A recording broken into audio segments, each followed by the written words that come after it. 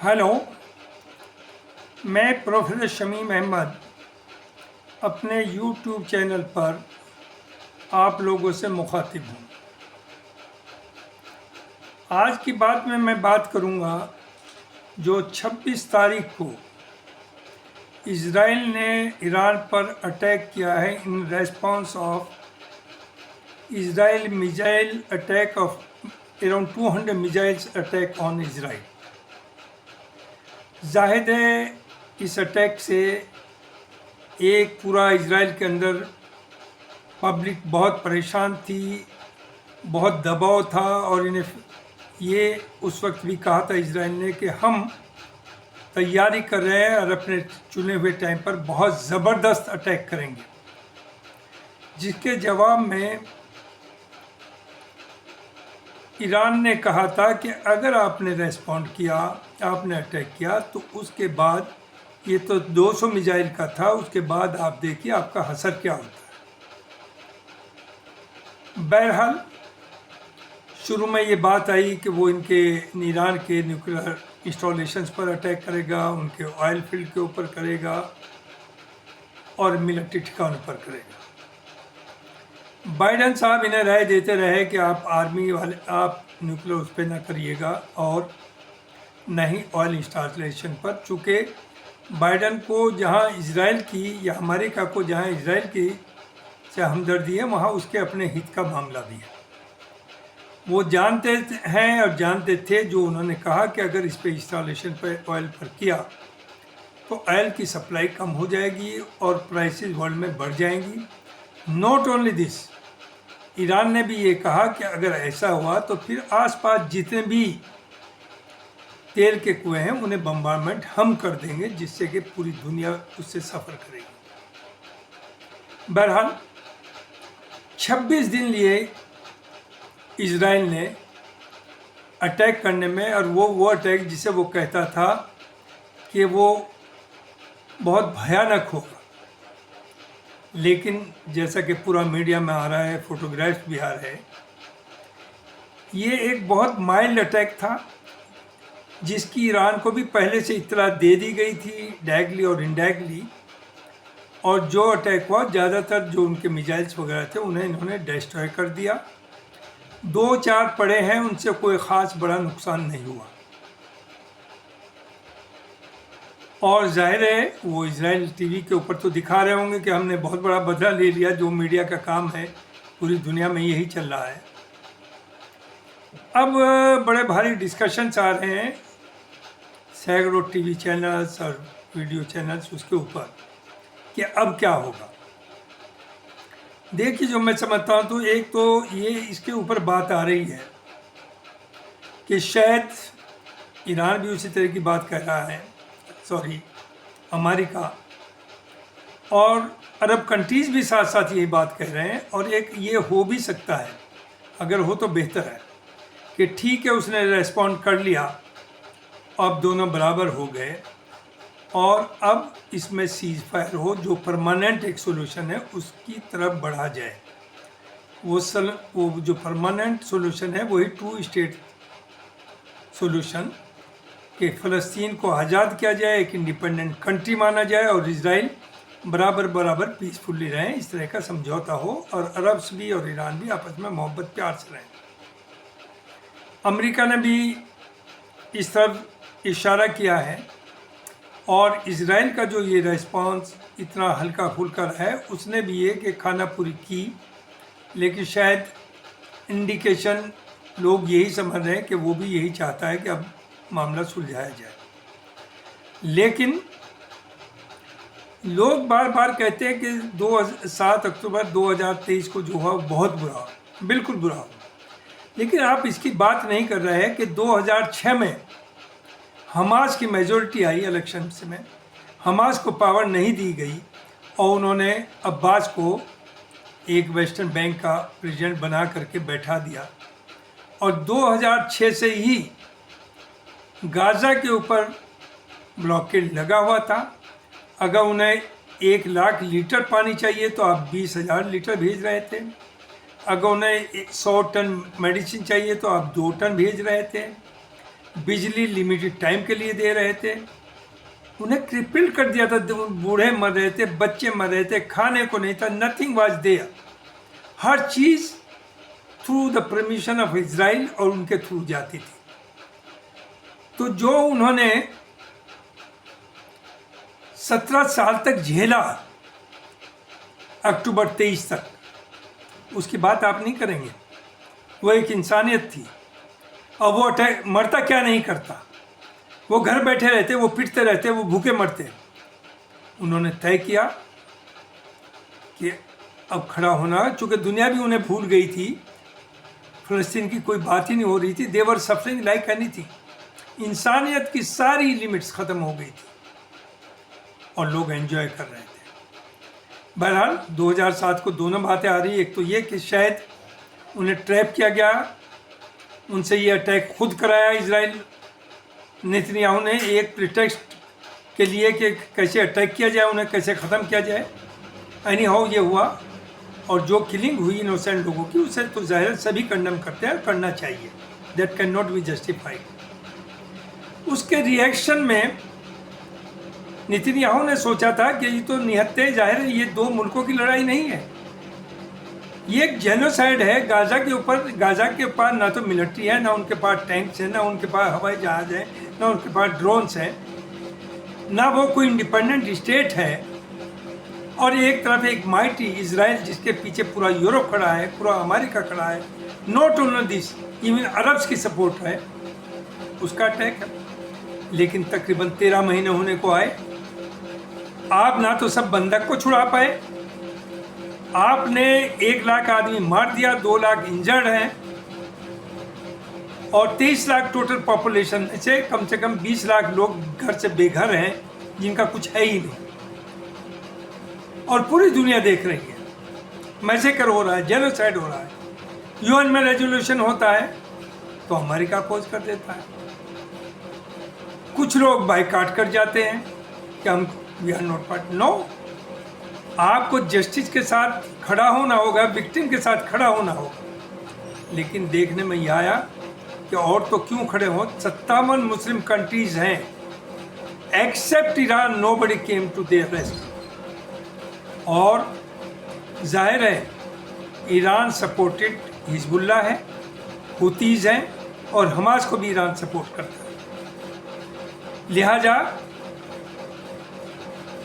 Hezbollah ने attack किया, उन्होंने कहा कि आप वहाँ मैसेकर ख़त्म करिए तो हम बंद करेंगे। इजराइल ने ये सोचा था कि पहले तो हमास को ख़त्म कर दिया, बहुत कमज़ोर हो गए, अब हिजबुल्ला का भी वही हालत, और यही स्टेटमेंट है कि अब हिजबुल्ला की बारी है।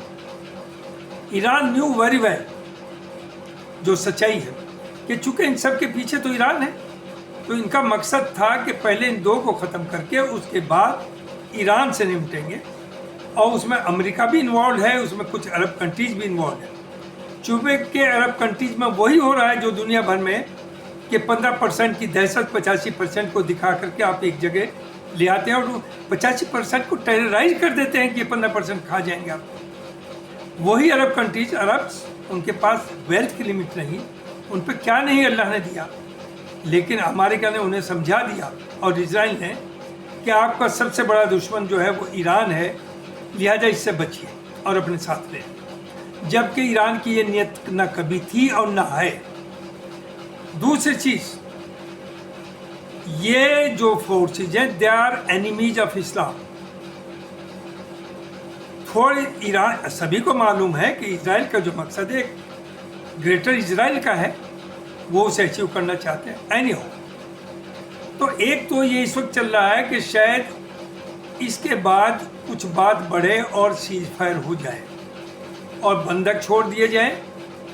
लेकिन सीज फायर इसलिए हो कि सिर्फ बंधक छोड़ दिए जाएं, तो मैं नहीं समझता इसे हमास या जो उसके सपोर्टर्स हैं या ईरान इसे एक्सेप्ट करेगा। इसे एक्सेप्ट करेगा ओनली व्हेन जब वहाँ से पूरी मिलिट्री निकाल दी जाए, लोगों को अपने घरों में भेज दिया जाए और ये डिक्लेयर किया जाए कि वो एक इंडिपेंडेंट स्टेट बनाई जाएगी। और जहाँ तक अमेरिका का सवाल है, they can not be trusted. इन्होंने तो करोड़ों लोगों की जान ली है, Vietnam, Cambodia, Japan, Iraq, Libya, Afghanistan, what not, Syria, इनके तो हिस्ट्री है। तो ये इनकी चालाकी ये भी हो सकती है, जो है मैं समझता हूँ। अमेरिकन चाहते हैं कि 5 तारीख तक, 5 नवंबर को इलेक्शन है, तब तक कोई बड़ा मामला ना बढ़े, जिससे कि इलेक्शन इधर से उधर ना हो जाए। और मैं समझता हूँ कि अमेरिका और Israel can not be trusted. Election 5 तारीख के इलेक्शन के बाद, चाहे ट्रंप है, चाहे कमला हैरिस है, वो सब मिल करके, और अरब्स भी उनके साथ खड़े होंगे, ये तय होगा ईरान को ख़त्म करते। ये इनकी पॉलिसी बहुत पुरानी है, लेकिन अब इन्हें अंदाज़ा ये भी हो गया कि Iran is a nuclear power, और न्यूक्लियर पावर होना एक बहुत बड़ा डिटरेंट है। चूँकि अगर एटम बम इजराइल ईरान पे भी डाले तो ईरान भी नहीं बचता, और उसके असरात वहाँ हज़ार किलोमीटर तक क्या, और इकोनॉमी तो पूरी दुनिया पे पड़ता है। उसी तरह से अगर ईरान इजराइल के ऊपर कर देगा अटैक, तो भी पूरी दुनिया पे इफेक्ट पड़ेगा, पूरा एरिया ख़त्म हो जाएगा। ये वो एटम बम नहीं, वो जो जापान में पड़ा था उससे कई हज़ार गुना पावरफुल है बम। तो ये तो भूल जाइए कि अब आप ईरान को डरा पाएंगे, चाहे सारी दुनिया एक तरफ हो जाए। और ये अरब कंट्रीज़ को भी मैसेज चला गया कि अब भूल जाइए कि आप अमेरिका से या इजराइल से मिल करके ईरान को ख़त्म कर पाएंगे। ईरान एक बहादुर स्टेट है, उसकी एक हिस्ट्री है, वो जानता है, और उसने 20 साल से सैंक्शन लगी हुई है, लेकिन उसने वो करके दिखा दिया जो दुनिया में कोई नहीं कर पाया। वो सुपर पावर रशिया जैसी पावर को आर्म सप्लाई कर रहा है अपने से बना के। दूसरी चीज़, अब सिचुएशन बिल्कुल बदल गई। ईरान के साथ रशिया खड़ा है, चाइना खड़ा है, और जहाँ तक अरब कंट्रीज हैं, ये कुछ नहीं कर पाएंगे। अगर इन्होंने थोड़ा भी ईरान के खिलाफ कुछ किया तो ये खुद बर्बाद हो जाएगा। अमेरिका इन्हें नहीं बचा पाएगा। अमेरिका 1.5, सवा 1, 11, 13 महीने में गाजा को कैप्चर नहीं कर पाया अभी तक। हिजबुल्ला को लैंड, जो एंटी थी लैंड वाली आर्मी की, वो उसमें कामयाब नहीं हो पाई। इतना नुकसान हुआ कि इनका बाप याद रखेगा। और जो हिजबुल्ला ने अटैक किया है, जो ईरान ने 200 मिसाइल 1 अक्टूबर को डाले, उससे भले ही वो ना बताएं, लेकिन सैटेलाइट तस्वीरें, वो तस्वीरें आ गई। मामूली नुकसान नहीं हुआ इसराइल का। तो इसराइल को अगर सर्वाइव कर, जो ईरान ने कसम खा रखी है कि इसे दुनिया के नक्शे से ख़त्म कर देंगे, nothing wrong, because it is A illegal state.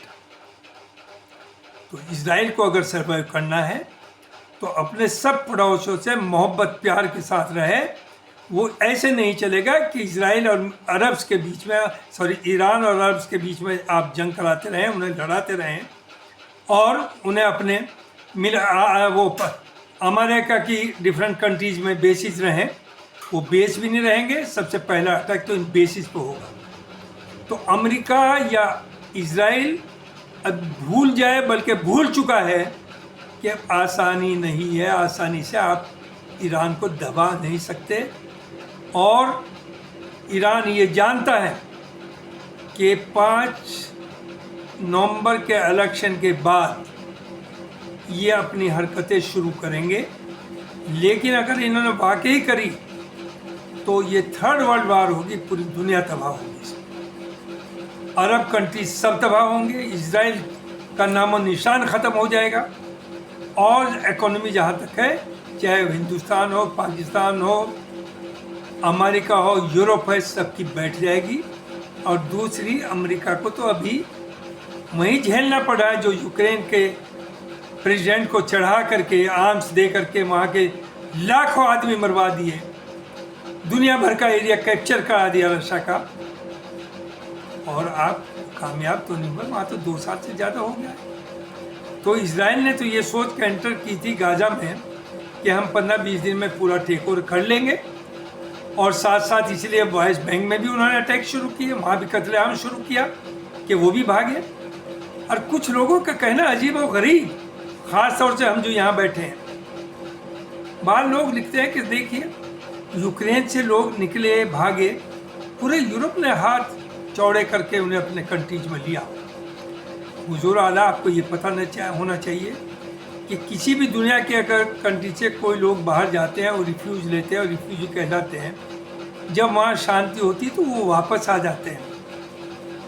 लेकिन इजराइल सिर्फ एक इतना बड़ा मक्कार कंट्री है जिसने 48 में जिस वक्त वहाँ जंग हुई, लाखों फ़लस्तीन मुल्क से बाहर निकल गए, उनकी फैमिली बच्चे वहीं रह गए।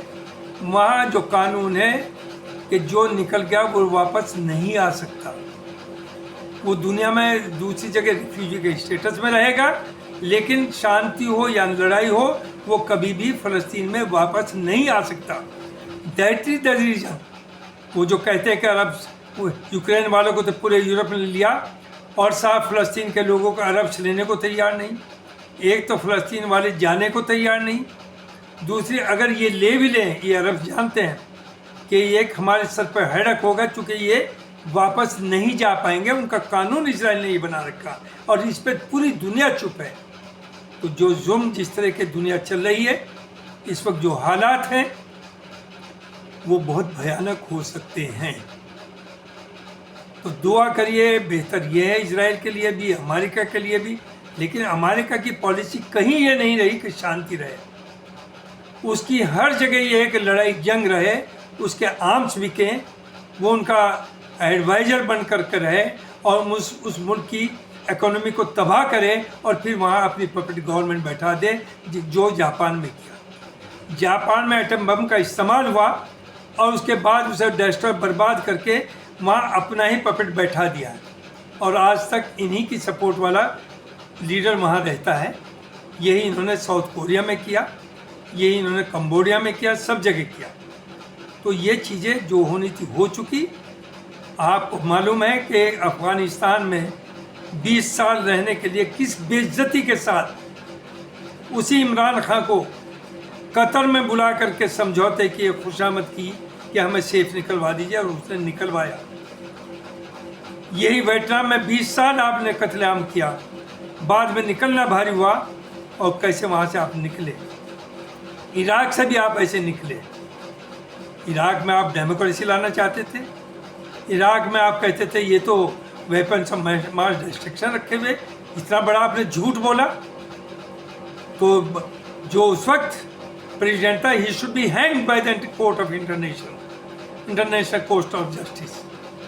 तो अब वो टाइम भूल जाइए कि आप आसानी से ईरान को दबा पाएंगे या आप बहुत कुछ वहाँ कर पाएंगे। अगर करेंगे तो ये सोच के करिए कि इजराइल दुनिया के नक्शे से ख़त्म हो जाएगा और अमेरिका ये सोच ले कि वहाँ सर्दी में लोग मर जाएंगे, तेल सब ख़त्म हो जाएगा। लेकिन ईरान अगर मरेगा तो आपको मार के मरेगा। No it is a nuclear power, या आपके किसी के रहमो करम पर नहीं है। और अरब्स भी समझ गए कि उनकी बेहतरी इसी में है कि वो मिल कर के चलें। और उम्मीद है जो इस वक्त का ट्रेंड दिख रहा है पिछले 10-20 दिन से कि अरब्स कंट्री इस बात को समझ रहे हैं धीरे धीरे और वो साथ आ रहे हैं।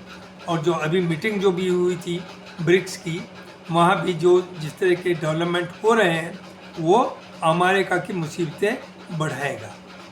और इजराइल के लिए तो रशिया भी खड़ा है, चाइना भी खड़ा है, और अरब्स ठीक है अगर वो मुखालफत नहीं करेंगे, वो उसका फेवर नहीं करेंगे, तो जैसे अपोज नहीं करेंगे ईरान को, तो वो न्यूट्रल रहेंगे। वो शायद उनकी अब हिम्मत नहीं होगी कि वो अपना स्पेस दे दें या वो उसकी जंग में साथ इजराइल का दें जो उन्होंने दिया है। अब तक जो मैसेकर हो रहा गाजा में वो सिर्फ और सिर्फ अरब की सबकी सपोर्ट उसे है, maybe 1 or 2 no. Even what to say of Turkey, जिसने अपना वो फेस दिखा रखा था और लोग कहते थे कि दुनिया में अगर इस्लाम का कोई प्रोटेक्टर है, ईमानदार है, तो वो ईरान है और फिर टर्की है। ईरान अपनी जगह है, पूरी दुनिया में अगर इस्लाम को बचा रहा है, इस्लाम के लिए खड़ा कर रहा है, तो वो सिर्फ ईरान है। और ये लोग इसमें लगे शिया सुन्नी।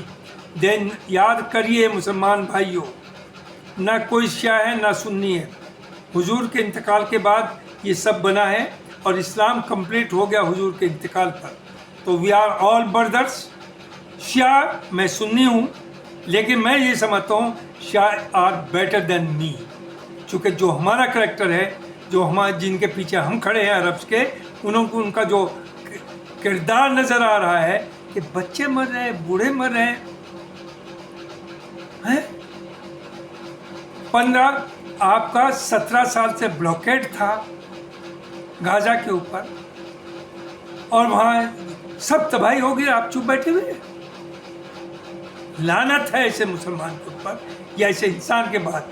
ये सवाल मुसलमान हिंदू का नहीं है, या मुसलमान क्रिश्चियन का नहीं है, या मुसलमान यहूदी का नहीं है, यह इंसानियत का भी है। जो मैं बार बार कहता हूँ कि अगर मैं ताकतवर हूँ और मेरे मोहल्ले में कोई एक हिंदू हो और यहाँ कम्युनल राइट्स हो जाए तो मैं अपनी जान दे दूँगा। उसे बचाना, उसकी सेफ्टी सिक्योरिटी मेरा दीन होना चाहिए, मेरा मज़हब होना चाहिए। वो अगर भूखा है तो मेरे लिए खाना हराम होना चाहिए जब तक कि मैं उसके घर में खाना न भेजूँ। This is what Islam teach. इस्लाम की टीचिंग ये है, ये नहीं कि आप सोने के महलों में रहें, आपके बाथरूम $1 बिलियन लगा हुआ बाथरूम के ऊपर। दिस इज नॉट द इस्लाम। तो आप भटके हुए हैं, आप हल्के में ना लें, आप बहुत आसानी की बात ना करें कि आप आसानी से ईरान को गिरा देंगे। तो आने वाला टाइम बहुत भयानक है। लेट अस सी, अगर पूरी दुनिया मिलकर के इंटरवीन करे इस वक्त, वेस्टर्न कंट्रीज अमेरिका वो, और समझौता हो जाए 5 से पहले, तो इसका मतलब ये है कि ईमानदारी की बात हो रही है। अगर 5 तक नहीं होता तो नीयत जो हमेशा रही, अमेरिका की नीयत में खोट है, इजराइल की नीयत में खोट है। उन्होंने सिर्फ ये जो रिस्पॉन्स इतना लाइट किया वो सिर्फ इसलिए कि ईरान चुप बैठ जाए कि हल्का फुल्का हुआ है, अब कुछ करने की ज़रूरत है। हालांकि ईरान ने कहा है कि इसे हम रेस्पॉन्ड करेंगे। वो 200 मिसाइल थे 1 अक्टूबर को, अब 500 मिसाइल से होगा और इजराइल को पता चलेगा कि हम क्या हैं। बहुत बहुत शुक्रिया, यही कहना है। लेकिन दुआ करिए कि अल्लाह दुनिया में पीसफुल माहौल रखे, चूँकि ये बहादुरी, ये जंग जीतना या हारना ये वक्ती होता है। लंबी दुनिया में अगर पीसफुली रहना है तो ज़ाहिर है पीस होनी चाहिए, भाईचारा होना चाहिए, मिलकर के रहने की ज़रूरत है। तो वी होप कि Arabs, Palestine will be independent country, और इजराइल नो डाउट। अगर ये सब होता है तो ये जिम्मेदारी फिर जो चारों तरफ स्टेट्स हैं, इजराइल, ईरान, फ़लस्तीन, वो ये होगी कि कोई भी मुल्क इजराइल के ख़िलाफ़ जंग का ऐलान या लड़ाई की बात या उसकी मुखालफत में ना हो। सब मोहब्बत पीसफुल से रहे। Thank you very much.